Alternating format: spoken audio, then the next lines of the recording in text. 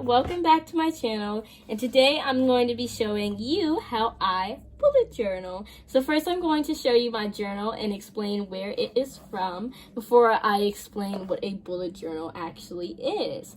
So this one is from Everything Decorated on Etsy, and it's in the tropical pattern. It has my name, Alana, right here in gold letters. Then it has this little stringy type wristband type of material, and you can put it around your notebook if you don't want it to be open. As you can see, if I try and open it, you cannot because this thing is on it.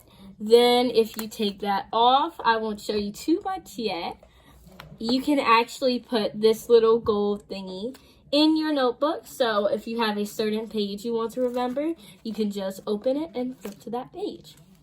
So on to what a bullet journal actually is. So a bullet journal is a agenda that you can use that's very aesthetic, as the kids today would say, and you can decorate it. I have some of my decorating materials here. There's a lot of videos now because usually you make it when it's about to be the new year. So this is my 2020 bullet journal because it is currently 2019 still. And a lot of people, they have the different essentials you can use, which I like to keep it simple with mine. Usually people get one that does not have, I'll show you a little bit, that does not have these little lines, but I'm going to be showing you how you can do it with the lines, and you can also use these methods for bullet journals without the lines. So then my essentials here are, I have some Cali Art markers. I got these for Christmas. You may have seen it in my Christmas haul video. And I have these specific markers out because I'm about to show you some unique designs you can do for some of the pages. Then I also have just some random markers, as you can see. A pen, which I think a pen is very essential. Then you have a pencil, which is also a huge essential because you need to be able to write things. And I actually have two pencils. Both are mechanical because I love mechanical pencils. And of course, the last essential is an actual notebook. So I'm going to be showing you some of the things I do, and you're also going to be following along with me while I complete some more days in my bullet journal. So first, these are just blank pages, as you can see, nothing too special about them. Then if we turn the page, first, if you're going to make a bullet journal, you will need something called a key, which you may have heard of keys in social studies. That's where I first learned what a key was. I learned what a map key was, which a key is basically where you have the symbols and what they mean. So this has to be at the beginning, because if it's in the middle, you'll go through the beginning of the journal not knowing what the symbols mean. And then finally, once you get to the key in the middle, that just doesn't make a lot of sense. So you start it at the beginning. And for my key, I have task, which I'll just have this little box here. So if I have an assignment I want to complete, then I will have it like this as a little task. Then if I have completed that assignment or task, this means task done. It's the same little box I had here, but it has a check mark in it. Then a star or an asterisk means it is a priority, so something I need to do that day. Like I would most likely put filming my videos on certain days as a priority because that's my schedule. So I would put it as a priority, as something that needs to get done today or that day. And then lastly, I just have a note for something I want to remember, or like I could write upcoming tests, something like that, if it's just a note. Then here I have a little design that says 2020, and I have little flowers at the bottom because this is a tropical pattern. So I wanted to keep with that green, flowery, floral type of pattern. So next up, I have my 2020 wish list, which for right now, I just have art supplies so I could demonstrate what it will look like. I'll be using this little marker here for my 2020 wish list and writing down what I want. And I think a 2020 wish list is really good to have, because then later on Valentine's Day, which is actually really close, Valentine's Day, a birthday, Christmas, you might want to have your wish list, so then you don't have to go out and look for things. You can still look for things, but you'll also have the items that you've wanted literally all year here for you to see. Next up, I have future logs, which most bullet journals have a future logs page. So as you can see, it says future logs at the top. Then it has all of the months. So this is hard to navigate. So first I have January up here. And I might write in my future logs, like for January, I might write if I know I have something upcoming that's big in January. In March, actually it's March, end of March, beginning April, I have something called LEAP testing. So I'd probably put in for March, end of March, and then beginning of April, LEAP testing. Then for May, that's when I get off of school. So I'd probably put in May that it's the end of school, the day that is the end of school. Next up, I have you guys can't see that. That is my YouTube ideas page, which I will be writing every idea I have for YouTube. And of course, I want to keep it a little secret. So as you can see, I used two purples actually. It's a dark purple, then a lavender. Then I have a pastel pink, which I think looks really cute. So I'll be writing in some more ideas, which if you're a YouTuber, I think this is essential. Next up, I have the page for January, which it's just to show we're starting off January. And as you can see, these little flowers at the bottom match the colors on this page. So I think that's a cool little addition. And now I start with the days in January. Here we go. So as you can see in these two pages, I just have the different days of January. And what I did, here's a really cool idea and tip you can use for your bullet journal, is when you write in a day, you can color in the actual day. I didn't color in the date, which you can also do. I decided not to, but I think it's really cool. It adds a pop of color, which this is the pages where I will have my tasks. So I don't want it to be too distracting.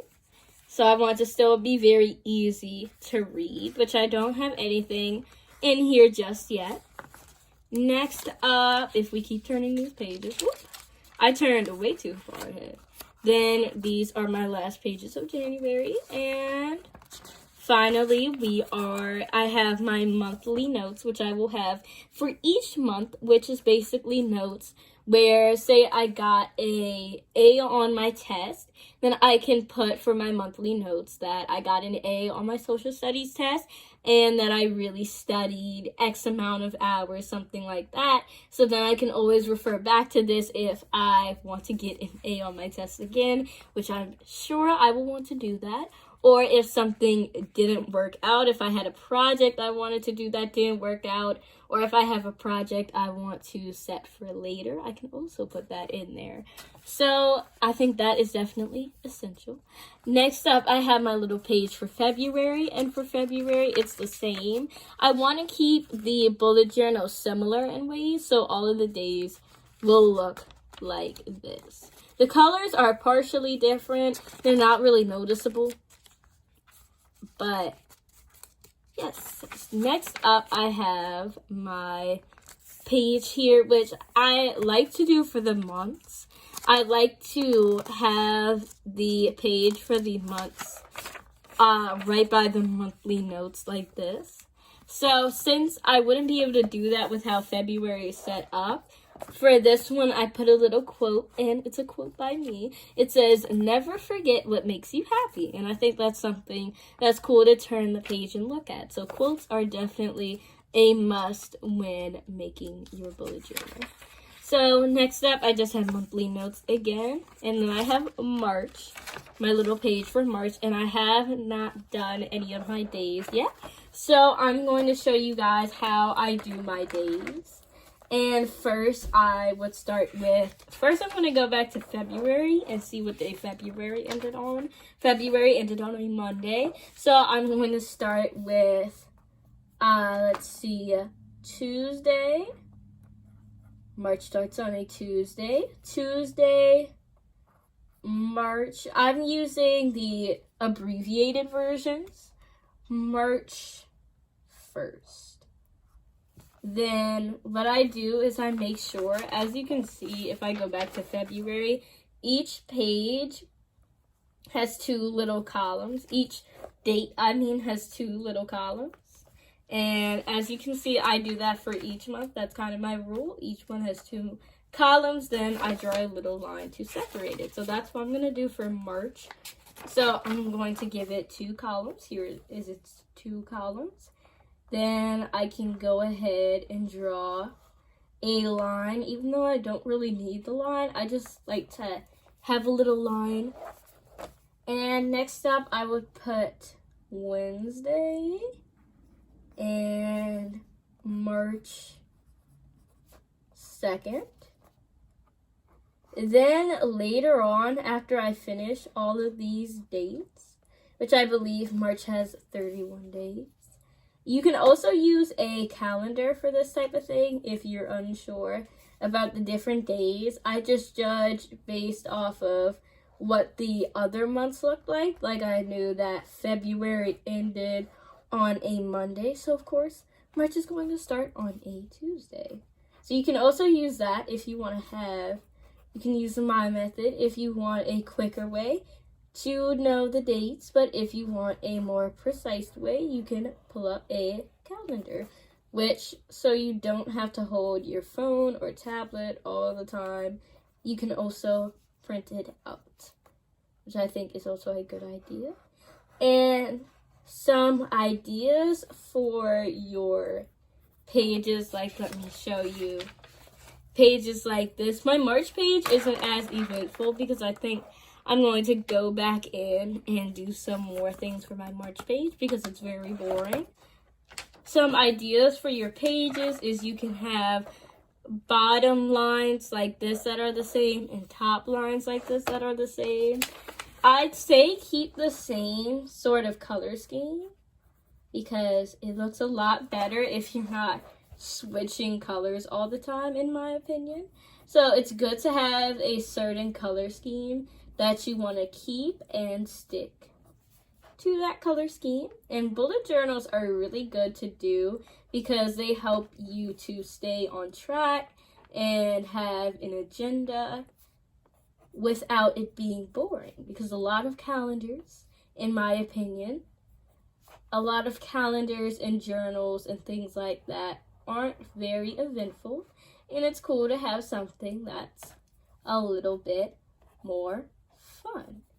So it's a little late to start a bullet journal, but I think that if you do it quickly, you'll have it in time for the new year, which I started mine about a week ago, but then I had to record videos, things like that, and that started to get in the way, so sadly I could not finish it.